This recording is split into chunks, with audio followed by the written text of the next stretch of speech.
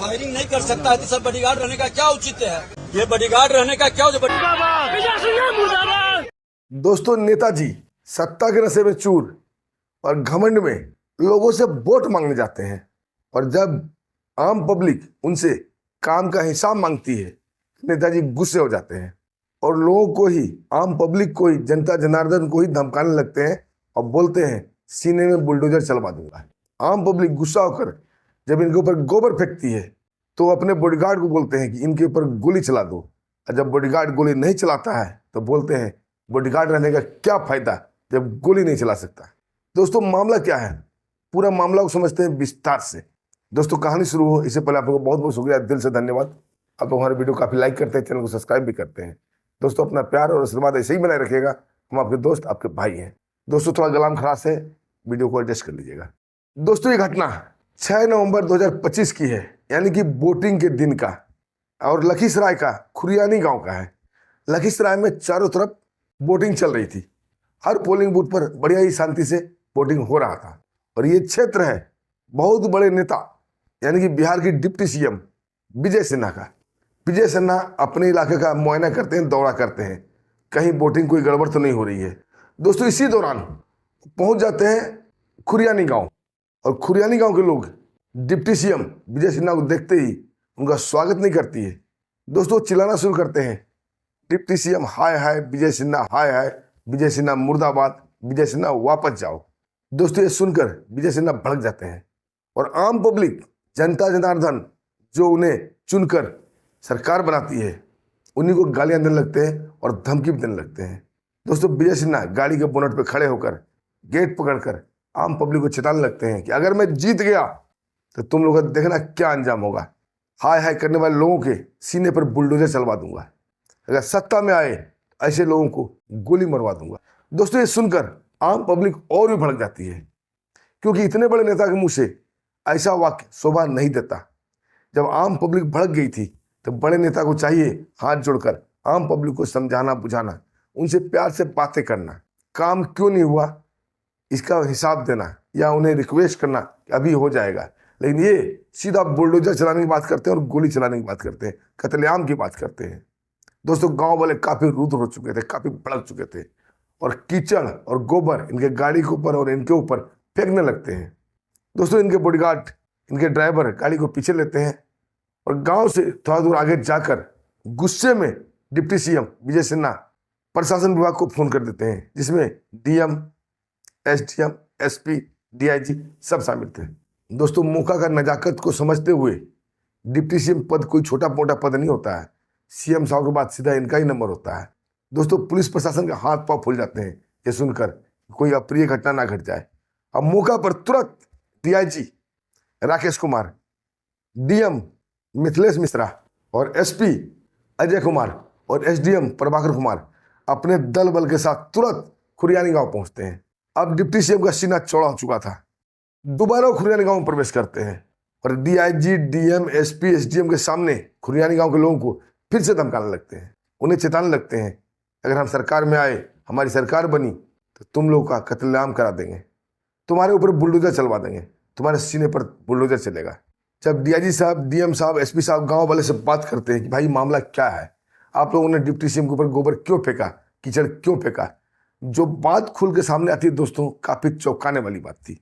गांव वाले बताते हैं ये डिप्टी सीएम विजय सिन्हा साहब का इलाका है और कई सालों से ये यहाँ पर जीतते चले आ रहे हैं, और गांव वाले ये भी बताते हैं कि 2005 के बाद यहाँ कोई विकास नहीं हुआ, जैसे वो 2005 में रहते थे आज भी ऐसे ही रह रहे हैं।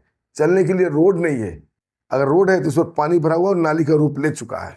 गांव की महिलाएं, गांव की औरतें घुटने तक साड़ी उठाकर इस रोड पर चलने के लिए मजबूर है, रोड नहीं कीचड़ भरे नाले में चलने के लिए मजबूर है। बच्चे स्कूल जाते हैं हाथ में जूता लेकर। पिछली बार विजय सिन्हा 5 साल पहले आए थे वोट मांगने, और लोगों ने भर भर के वोट दिया और विजय सिन्हा को विजयी बनाया, और डिप्टी सीएम विजय सिन्हा वादा करके गए थे कि सड़क जरूर बनवाएंगे, नाले का बंदोबस्त करेंगे, लेकिन वो वादा को भूल गए। वादा भूलना तो छोड़ ही दीजिए, कभी पलटकर 5 सालों में इन्होंने कभी खुरियानी गांव की तरफ देखा तक नहीं, और आज 6 नवंबर को 5 साल बाद वापस खुरियानी गांव आते हैं, किस लिए? वोट मांगने। अब दोस्तों, यही मौका था गांव वाले ने उनसे हिसाब मांगा कि हमने आपको भर भर के वोट दिया, आपने हमारे लिए क्या किया। दोस्तों वो हिसाब नहीं दे पाए, उल्टा धमकियां देने लगे, गालियां बकने लगे। गांव वाले भी गुस्सा हो गए, क्योंकि गांव वाले जनता जनार्दन है, यही बड़े बड़े नेता को गद्दी पर बैठाती है, गद्दी से उतार भी देती है।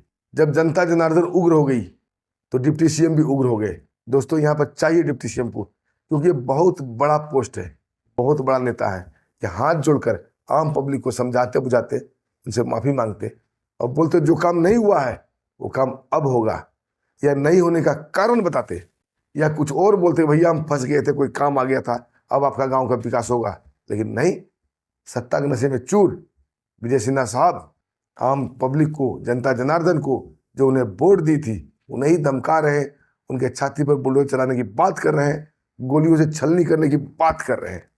जब आम पब्लिक उनके ऊपर गोबर और कीचड़ फेंक रहे थे तो अपने बॉडीगार्ड को कहते हैं कि गोली चलाओ, लेकिन बॉडीगार्ड जो जवान था बेचारा, गोली नहीं चलाता है। वो क्यों चलाए?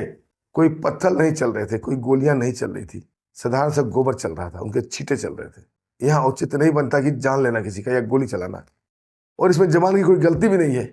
जवान आपकी सुरक्षा में दिन रात एक कर रहा है, आम पब्लिक के साथ खड़ा है, और आप गाड़ी में बैठकर आप जनता के साथ वादा खिलाफी करते हो, नहीं आते हो, विकास नहीं करते हो, और जब झेलना पड़ता है तो आप जवान को बोलते हो गोली चलाओ। जवान गोली क्यों चलाएगा? उसके बाद डिप्टी सीएम साहब काफी गुस्सा हो जाते हैं और जवान के कमांडेंट, उनके कमांडर से बात करते हैं कि ये बॉडीगार्ड अगर गोली नहीं चला सकता फिर इनके रहने का औचित्य क्या है। एक बार आप भी ये वीडियो सुन लीजिए। जब फायरिंग नहीं कर सकता है तो सर बॉडीगार्ड रहने का क्या औचित्य है? ये बॉडीगार्ड रहने का क्या? दोस्तों जनता जनार्दन पर ही गोली चलाने की बात करते हैं, उनकी सीना छलनी करने की बात करते हैं, लेकिन ये भूल जाते हैं इनके ही वोट से ये डिप्टी सीएम बने हैं और सीएम भी बनेंगे। दोस्तों आज 10 नवंबर हो गया, बस 3-4 दिन बाकी है। अब देखिए जनता क्या इनाम इनको देती है। ज़्यादा दूर रिजल्ट नहीं है, 14 नवंबर को रिजल्ट आएगा, सब क्लियर हो जाएगा, क्योंकि इतिहास गवाह है जब जब बड़े बड़े राजनेता जनता को चैलेंज किया है, ये जनता उन्हें उखाड़ फेंकी है और नम्र होकर हाथ जोड़कर चलने वाले लोगों को तक तो ताज सौंप दिया है। और जब डिप्टी सीएम साहब खुरियानी गांव से गुस्सा होकर जाते हैं तो नदियामा गांव में ये गुस्सा उतार देते हैं, किसके ऊपर? आरजेडी के एमएलसी अजय कुमार के ऊपर। वहां पे इनका एमएलसी अजय कुमार से बहस हो जाती है। दोनों नेता सड़क पर कुत्ते बिल्ली की तरह लड़ने लगते हैं, एक दूसरे को देख लेने की धमकी देते हैं, और गुस्से में डिप्टी सीएम अजय सिन्हा बोलते हैं राजद के एमएलसी अजय कुमार को, तुम शराब पिए हुए हो, तुम शराब पी के दादागिरी कर रहे हो, गुंडागर्दी कर रहे हो, तुम आरजेडी के नेता हो, तुम गुंडे हो। इस पर एमएलसी अजय कुमार आरजेडी के नेता वो बोलते हैं कि भैया आपके राज्य में शराब बंदी हो गई है, तो शराब आया कहाँ से, मैंने कहाँ से पी, है इसका कोई जवाब? दोस्तों बात भी सही थी, जब शराब बंदी है तो शराब कहाँ से आया? दोस्तों जनता सब देख रही है, आप भी देख रहे हैं, हम भी देख रहे हैं, इंतजार है 14 नवंबर का, सब कुछ हो जाएगा। दोस्तों आपको क्या कहना है इस वीडियो पर? एक प्यारा सा कमेंट जरूर कीजिएगा, आपका कमेंट ही हमारा ताकत है। दोस्तों फिर मिलते हैं एक शानदार वीडियो के साथ, तब तक के लिए हमें आज्ञा दीजिए। नमस्कार, जय हिंद, जय भारत।